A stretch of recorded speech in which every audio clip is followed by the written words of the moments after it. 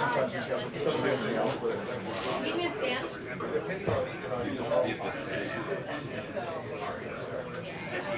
You want me on the ladder?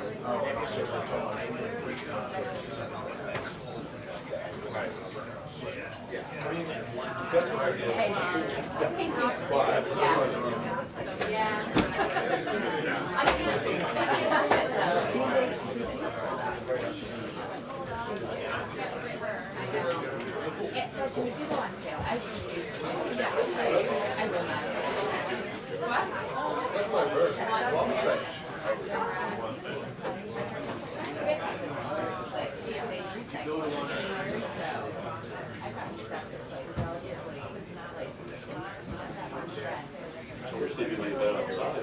It's kind of cool, but like, it's doable. It's really hard. No, thank you. Is that a bad idea? Every day? Take control of the stuff. It's more work. Appreciate that. Tables, everything.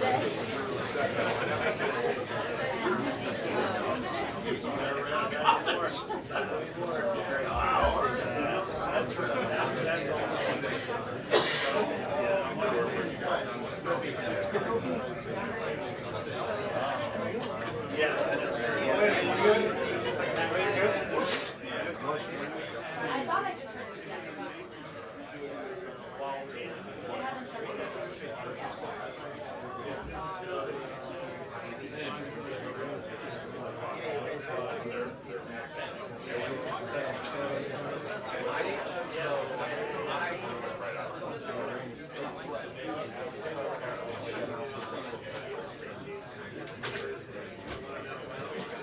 Yep, I hear you.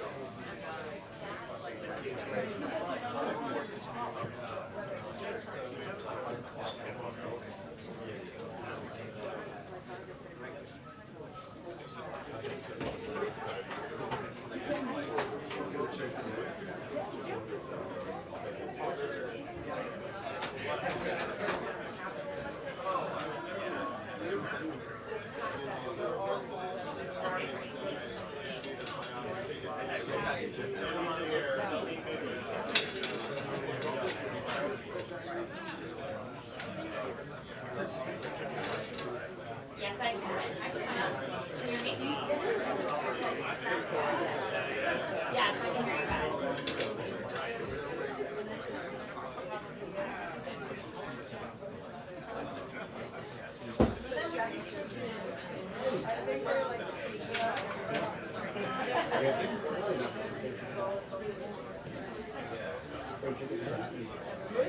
It sounded good about 5 minutes. Yeah, I just tested. I'm sitting right there. As soon as she gets on stage, you get to go.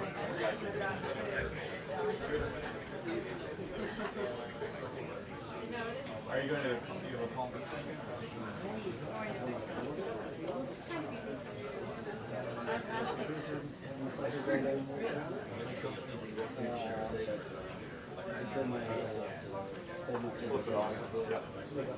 Yes, yeah. Oh, yeah.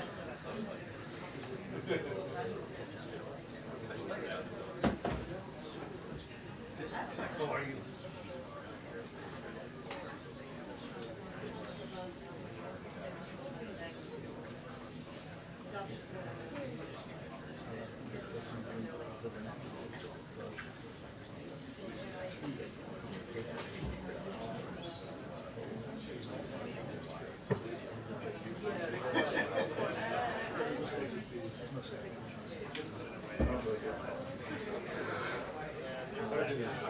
Alex is back there, so I'm just have a second.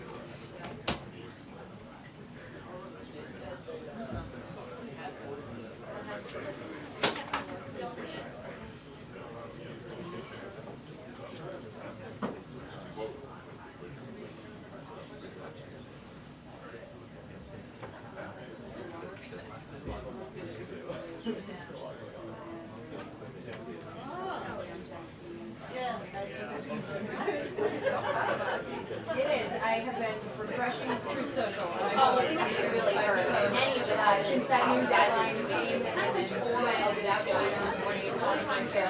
Emphasize that the U.S. has responded by putting into effect an additional 50% tariff on Chinese imports, bringing the total to 104%, and that those tariffs will be collected beginning tomorrow. Now, the market did begin to rally on that positive news that some major trading partners, South Korea and Japan, were coming to the table efforting a deal with the president. But we also have been hearing some cautioning from the Treasury Secretary that these negotiations are going to be happening individually with countries. The president's involved himself, and they could be ongoing through April, May, and even potentially into June. You also have the NEC director, Kevin Hassett, saying it's going to take a lot for the president to put his name on the dotted line because he wants to make sure that the deal even strikes as other as it's having for America. So we're watching the market response here, and also watching the reaction on Capitol Hill. We had a couple of panic hits as the president granted them yesterday. Republican pressing the administration on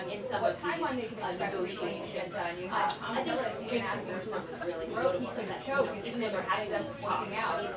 We also have other news on other fronts, including Iran talks set to begin this weekend. Israel saying that they would accept an agreement that included exploding Iran's nuclear facilities, and maybe some news there as well. And then also budget House would the president perhaps think about holding the White House and some concerns about that. But as we get to today, today that does not seem to be the plan. And look, when I have these conversations with White House officials, Trump administration officials, about some of the behind the scenes on this, they say they really want these different world leaders to bring good plans to the table. Only then will the president make deals. And so I think we have to see really what those could yield, but many of them saying it won't happen immediately necessarily because he's going to be working them out in these different conversations with different leaders. Boris, Brianna?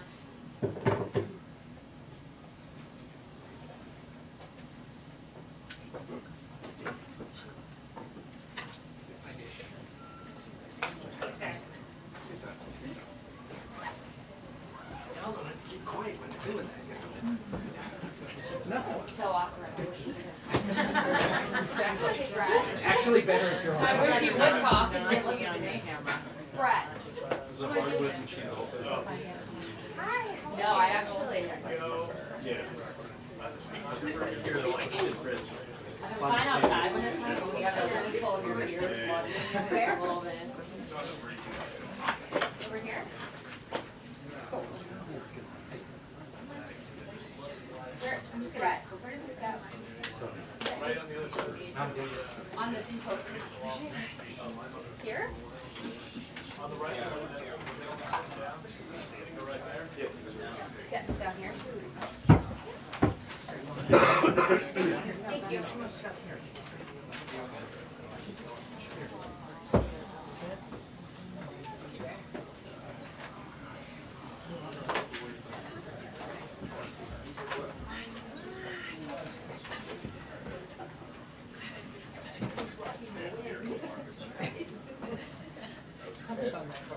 Alright.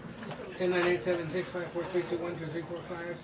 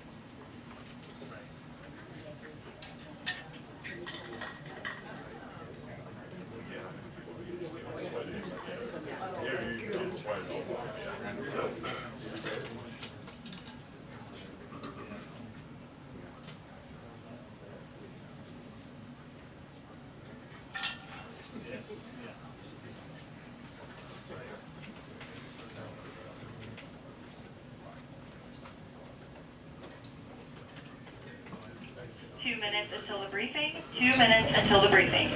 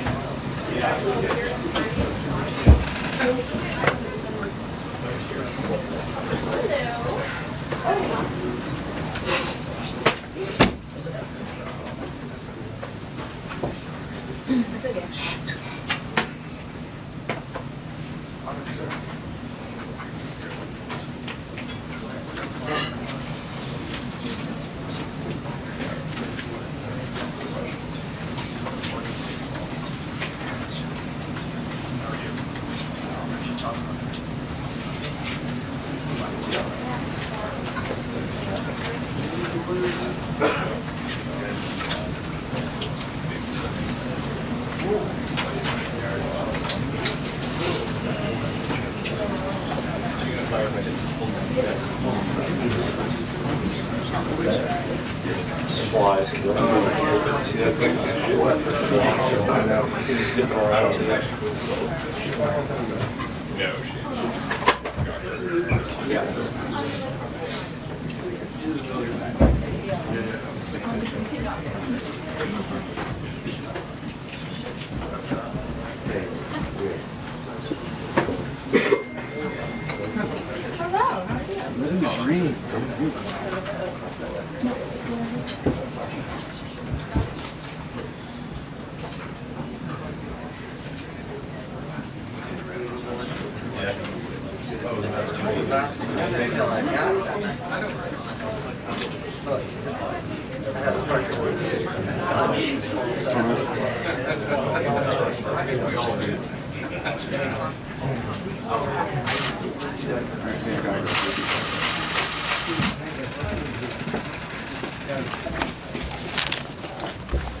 You guys ready? Great. Good afternoon, everybody. How are we? Good to see you all. I have a few announcements off the top today. On April 14th, President Trump will welcome President Bukele of El Salvador for an official working visit here at the White House.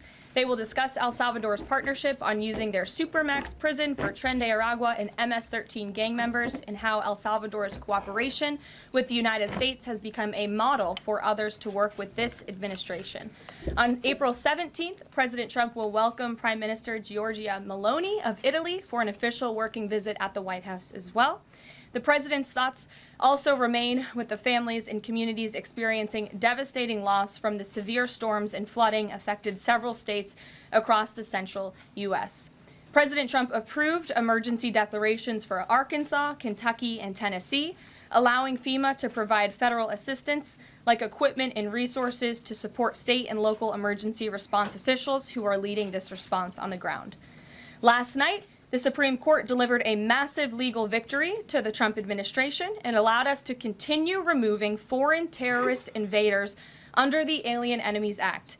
This was a smackdown to a rogue left-wing, low-level district court judge who have relentlessly tried to stop President Trump from using his core constitutional powers as head of the executive branch and as commander-in-chief.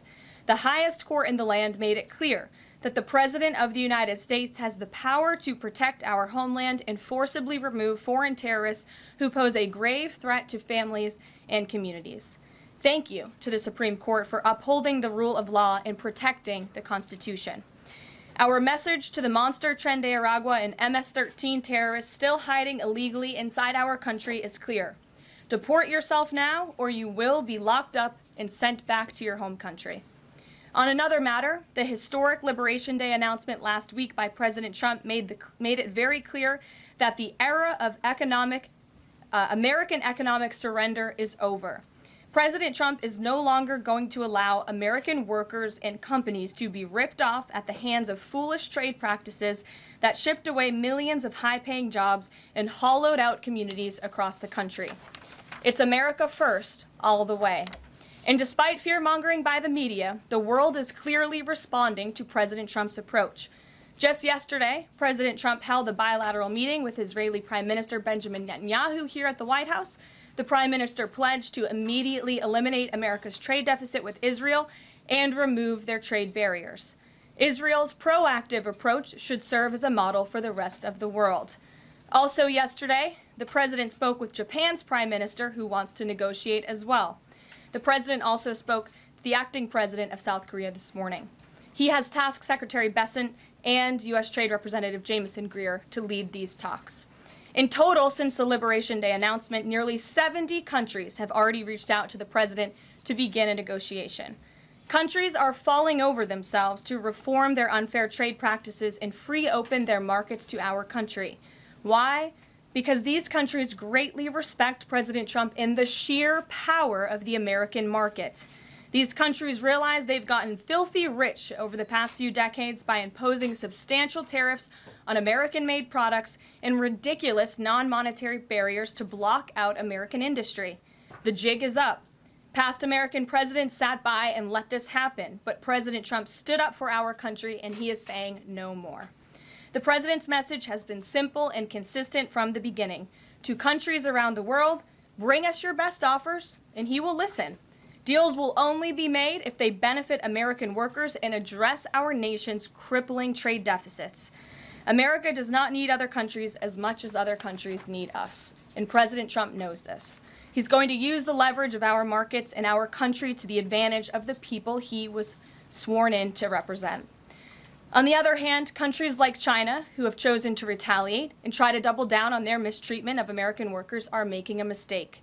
President Trump has a spine of steel, and he will not break, and America will not break under his leadership.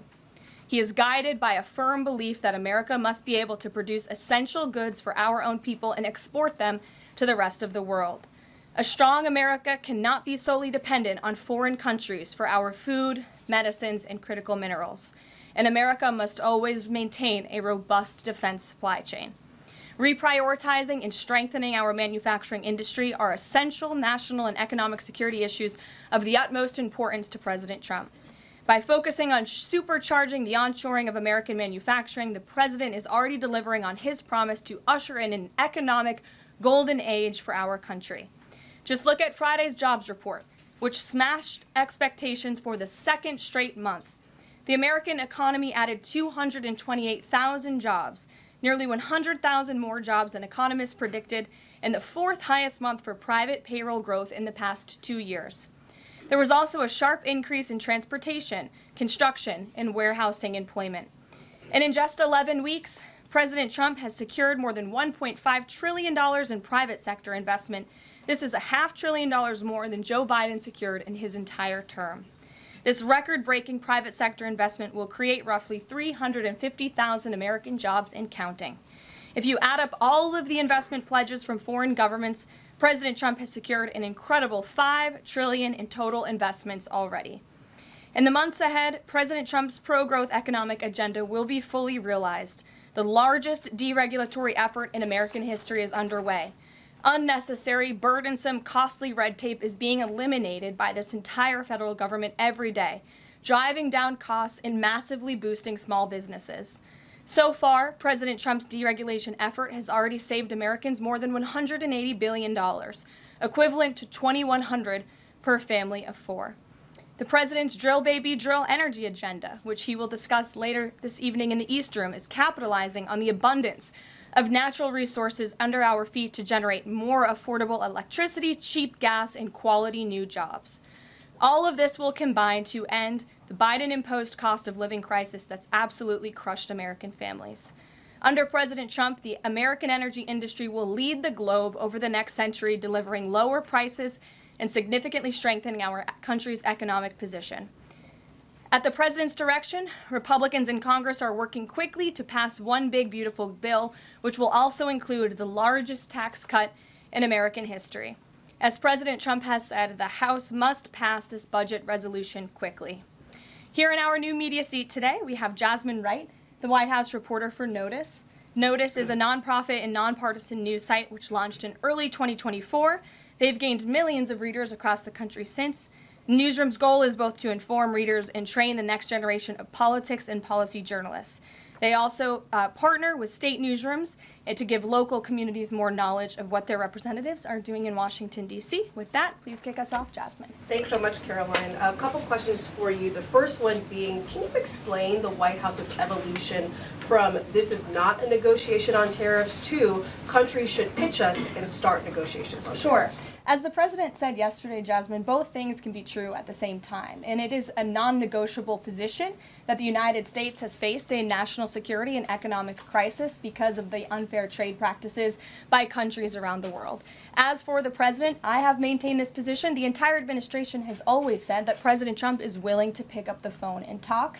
And the president met with his trade team this morning, and he directed them to have tailor-made trade deals with each and every country that calls up this administration to strike a deal. And listen, and each and every one of these trade deals should be tailored and unique based on that country's markets, based on that country's exports, the imports here in the United States of America. What makes the most sense for the American worker and for our industry? The president is focused on putting America first. So was the evolution not factored in or determined by kind of the tumult in the stock market? Was that not a part of the consideration to start making these negotiations and deals? Again, I would reject that there was an evolution. On day one, we had said that the president will always pick up the phone for other nations and other companies that call this administration. The president always has a listening ear, and it's a non-negotiable fact that America has faced a national security and economic crisis for many decades, and President Trump is just the first to address this. And then my last question, how will negotiations change how much revenue the White House is planning to make from the tariffs? Well, that has yet to be seen, but as the president said, the reciprocal tariffs, which will continue to go in effect as these deals are negotiated and ongoing, will generate trillions of dollars in revenue to the United States. And this is twofold. The president wants to onshore jobs here to the United States of America. He wants to boost our manufacturing industry. He also wants to tackle these crippling deficits with almost every single country around the world. Jackie. Thanks, Caroline. The Treasury Secretary, Scott Bessent, warned that some of these negotiations might take up to months, that we could be doing this through April, May, and into June. And then you had Kevin Hassett say it's going to take a lot for the president to put his signature on the line because he wants to make sure there's a good deal for America. Is the president operating on any sort of a timeline or deadline where he wants this completed by? Well, we always move at Trump speed here at the White House, which is incredibly fast. I know you all know that from covering this White House day to day. The president likes to get things done, but he's very much focused on ensuring that these deals are good for the American worker, they are good for American manufacturing, and again, that they tackle these crippling deficits with these countries. All options are on the table for each country, but again, these are going to be tailor-made deals. They are not going to be off-the-rack deals, as the president has called it, and he has directed his entire trade team to be part of this effort. So that includes Secretary Bessent and our National Economic Director, Kevin Hassett. It also includes Secretary Lutnick, Peter Navarro, the entire trade team, Jamison Greer, who was on the Hill today. Everybody who was involved in this incredible, fair, reciprocal trade agenda will continue to be involved in negotiating these deals. And then yesterday, Goldman Sachs put out a research note.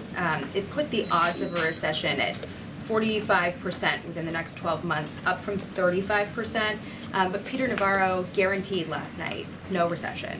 Does the president agree with him on that? I know the president in the past has been leery of making definitive statements on that. I can speak for the president, and I can speak for the optimism that he sees in our economy every day. Again, when you talk about the massive deregulatory efforts that are happening across the board, when you talk about how oil prices are down, gas prices are down, egg prices are down, we're cutting costs for the American worker, for the American consumer. We also see trillions of dollars of investments pouring into this country every day, and we're working hard now on the tariff side of the president's economic agenda. But don't forget, the next side of this is tax cuts, and we're counting on Capitol Hill to get those done, the largest tax cuts in history. Does that mean that without those tax cuts coming through, that the likelihood of a recession is greater? No, that's not what I said. I'm just saying be mindful of the whole of government economic approach that this administration is taking every day. Sure. Go ahead.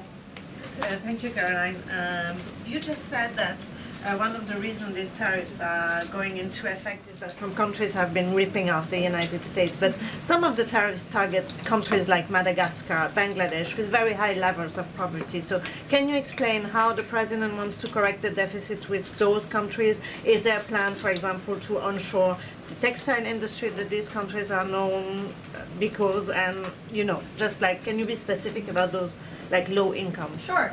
Well, first of all, the reciprocal tariff rates that were implemented by country were focused on the monetary tariff that those countries have imposed on the United States, but also the non-monetary tariff barriers and the regulations, if you will, that have been put into effect over the years, making it harder for America to export to these countries. These were very carefully crafted numbers. There was also a 10% baseline tariff across the board, as well, as you know. Moving forward, the president will talk to any country that picks up the phone to call, and I can tell you the phones have been ringing off the hook, wanting to talk to this administration, this president, and his trade team to try to strike a deal. And it's because the world knows that they need the United States of America. They need our markets. They need our consumer. The president has a lot of leverage on his side because he has the best economy and the best country in the world that he leads, and he knows that.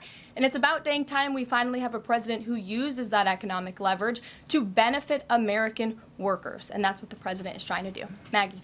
Caroline, thanks.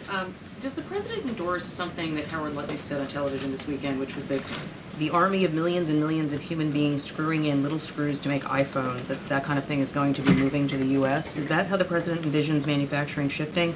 And if so, how long would that take, roughly? The president wants to increase manufacturing jobs here in the United States of America, but he's also looking at advanced technologies. He's also looking at AI and emerging fields that are growing around the world that the United States needs to be a leader in as well. So there's an array of diverse jobs, more traditional manufacturing jobs, as you discussed, but also jobs in advanced technologies. The president is looking at all of those. He wants them to come back home. But iPhones specifically, is that something that he thinks is the kind of technology that can move to the U.S.? Absolutely. He believes we have the labor, we have the workforce, we have the resources to do it. And as you know, Apple has invested $500 billion here in the United States. So if Apple didn't think the United States could do it, they probably wouldn't have put up that big chunk of change. Elena. Hi, Caroline. It's clear the president has gotten the world's attention with these tariffs. Is he considering at all potentially holding off on imposing some of them before the deadline, or maybe later, reversing them because he's having these negotiations and having these good talks with other leaders? The president was asked and answered this yesterday. He said he's not considering an extension or a delay. I spoke to him before this briefing. That was not his mindset. He expects that these tariffs are going to go into effect. And you said something very important, Elena, in your question. You said the president has captivated the attention of the world. Absolutely he has. And it's about time we have a president in the Oval Office who is putting the world on notice and is putting the American people first, and again, is using the leverage of the United States to negotiate good trade deals. Just a quick follow-up. Sure. There's been some public sparring between Elon Musk and the president's trade advisor, Peter Navarro, on some of these tariffs. Musk actually referred to Navarro today as being, quote, dumber than a sack of bricks. Are you at all, or is the administration, the president, at all concerned that this is maybe impacting the public's understanding of these tariffs? It might be messing with the message on it? No, look, these are obviously two individuals who have very different views on trade and on tariffs. Boys will be boys, and we will let their public sparring continue. And you guys should all be very grateful that we have the most transparent administration in history. And I think it also speaks to the president's willingness to hear from all sides, that he has people at the highest levels of this government in this White House who have very diverse opinions on very diverse issues, but the president takes all opinions in mind, and then he makes the best decision based on the best interests of the American public. Tiana. Thanks, Caroline. On Truth Social today, Trump was talking about one-stop shopping talks with foreign leaders, bringing leaders to the U.S., to Washington, and talking to them about tariffs, but also other topics. So is that part of his strategy to bring the leaders to Washington and trying to get deals, outside of tariffs on foreign policy issues as well? I think the president, again, is going to have a custom, tailor-made approach to each and every country. And if that means discussions of foreign aid, of our military presence in these countries, how those troops are paid for, come to the table, that could be part of the negotiation in these economic negotiations. But it's the president's economic team who will be leading these. These are tariff and trade negotiations. And yes, they will be one-stop shopping for each and every country. They will be, as the president said again, tailor-made, not off the rack to each and every country based on America's needs. And can you confirm? How are you? Thank you so much. Kara from Lindell TV. So President Trump has designated Tren de Aragua as a foreign terrorist organization and deported its members while also moving to restrict Venezuela's oil exports. Is the administration preparing additional military or economic actions against Venezuela and the Maduro regime? And my second question is about Supreme Court Justice Amy Coney Barrett. Is the administration have a comment on her decision to go with the liberals and go actually with the Tren de Araguas? This is the same justice that actually sided against January 6th hostages last year. So is the administration have a comment? Are they disappointed in Supreme Court Justice Amy Coney Barrett? To your first question, I don't have any actions to read out in terms of Venezuela. The president has imposed secondary tariffs on the Maduro regime and on Venezuela in the form of oil, which is obviously going to have a crippling effect on the Maduro regime, and that's the intended effect of this administration. As for the justice you mentioned, as for the Supreme Court, we've made our feelings very clear. We believe this was a massive victory. Certainly, we wish this was a 9-0 decision because we firmly believe that the president was well within his constitutional authority, and the Supreme Court made that very clear last night, and they put Judge Boasberg in his place. We called on the Supreme Court to rein in these judges who are acting as judicial activists, not real arbiters of the truth and the law, and that's exactly what we saw the Supreme Court do yesterday. Christian. Thanks, Caroline. Now that the president's reciprocal tariffs are here, going into effect tomorrow, what's the status of the ERS? When will they actually start collecting revenue? And will that be nested under CBP or somewhere else entirely? It's something Secretary Lutnick has taken up, so I defer you to the Department of Commerce, but it's something that he and the president believe quite strongly in, and it's a promise that they intend to keep to the American people. Real quickly, can you explain why the president opted to send Secretary Hegseth to the dignified transfer last week instead of attending himself? Sure. The Secretary Hegseth was there to represent the administration. The president has expressed his condolences to these families, as have I from this podium. Shelby. Thank you. The president's trade representative this morning told senators that the president does not intend on carving out exemptions for products and companies when it comes to tariffs. But would the administration consider changing that stance should bankruptcies begin among U.S. companies who are dependent on China trade? I won't get ahead of the president on any exemptions or his decision on that. I will leave that to him. But again, we're looking at this country by country and based on the needs of the American people and the American workforce. And one more, can you walk us through how this specific tariff plan was decided on and which advisor came up with it? The reciprocal tariff plan? Yes. It was a plan that was discussed by the president's entire trade team over the course of many, many meetings, and the president ultimately decided on which way to go. A few proposals were given to the president. There was debate and discussion, and the president made his decision, and as you've seen very publicly, the entire trade team is on board with this plan and the negotiations that will ensue because of it. Sure. Caroline, on Iran, given what's going to be happening on Saturday, what exactly is the current administration doing to stop Iran's funding of terrorist aggression worldwide that the previous administration wasn't doing? Well, first of all, when it comes to Saturday, I won't get ahead of the president. He has said there will be direct talks with Iran on Saturday. I won't further any details from this podium for obvious reasons, security reasons. It will, provide an update as we always have. However, when it comes to Iran, the president has reimposed crippling sanctions on the Iranian regime, and he's made it very clear to Iran they have a choice to make. You can strike a deal with the president, you can negotiate, or there will be hell to pay. And as the president said yesterday, if they don't choose to move forward with diplomacy and a deal, which is the direction we do see them headed in, there will be grave consequences to pay. To the back row. Thanks, Caroline. On the president's threat yesterday on social media to increase tariffs against China by an additional 50% in response to their retaliation, has he signed anything in terms of an executive order, any documentation around that? Will that additional 50% go into effect tomorrow? They will be going into effect at 12:01 a.m. tonight, so effectively tomorrow, yes. Work on that today? Of course, as always. To the gentleman in front of you, because that's who I originally called on. Go ahead. Over the weekend, President Trump said that he would be willing to have U.S. citizens deported to El Salvador with the cooperation of President Bukele. How would that work legally, and how many people would potentially be available for that operation? So the president has discussed this idea quite a few times publicly. He's also discussed it privately. You're referring to the president's idea for American citizens to potentially be deported. These would be heinous, violent criminals who have broken our nation's laws repeatedly, and these are violent, repeat offenders in American streets. The president has said, if it's legal, right? If there is a legal pathway to do that, he's not sure. We are not sure if there is. It's an idea that he has simply floated and has discussed very publicly as in the effort of transparency. Reagan. Thank you, Caroline. There's been more reporting coming out now about President Biden's decline while in the White House. Is the White House considering releasing the audio of Biden's interview with Special Counsel Robert Hur to the public, which the former president had previously blocked? I don't have an update on that, but I can certainly check. I think the American people would be quite interested to hear that tape, but I'll double check on the release of it. Thank you. Michael. Thank you, Caroline. On Saturday, during meetings with Iran, President Trump says high-level officials will be meeting directly with Iranian officials. We're hearing some pushback from Iran now saying those talks will be indirect. Can you clarify? They will be direct talks on Saturday, and I won't get ahead of the president on any further details. Jennifer.